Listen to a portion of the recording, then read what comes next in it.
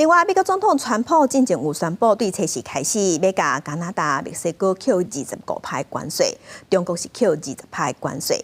加拿大即马嘛要针对美国嘅产品扣25%关税，因为中国对美国有几若项食品嘛要扣15%关税。因为墨西哥这部分，因讲因伫初9会宣布针对关税应对措施。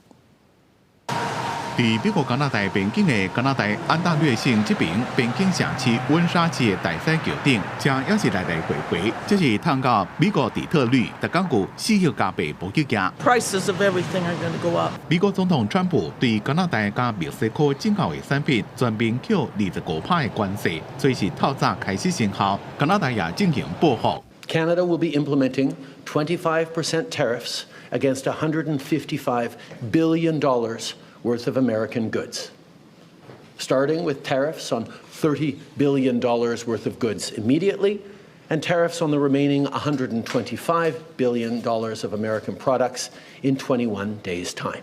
It's not in my habit to agree with the Wall Street Journal, but Donald, they point out that even though you're a very smart guy, this is a very dumb thing to do. 甲加拿大边境比起来，墨西哥的规模是更加大。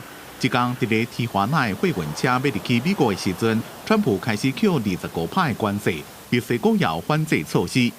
Hemos decidido responder con medidas arancelarias y no arancelarias que anunciaré en plaza pública el próximo domingo. No es de ninguna manera o el propósito iniciar una confrontación económica o comercial. 因若中国对川普要扣因20%的关税，宣布对美国进口的几多种食品要扣15%的关税。中方将奉陪到底。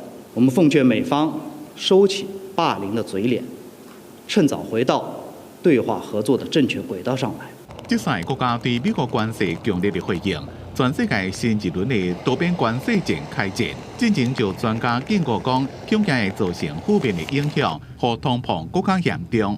也因为投资人对这边全世界关税冲击感到真不安，所以美国股市伫拜二拢盘，道琼盘1.55%，标准普尔500盘1.22%。公司新闻吴文玲编辑。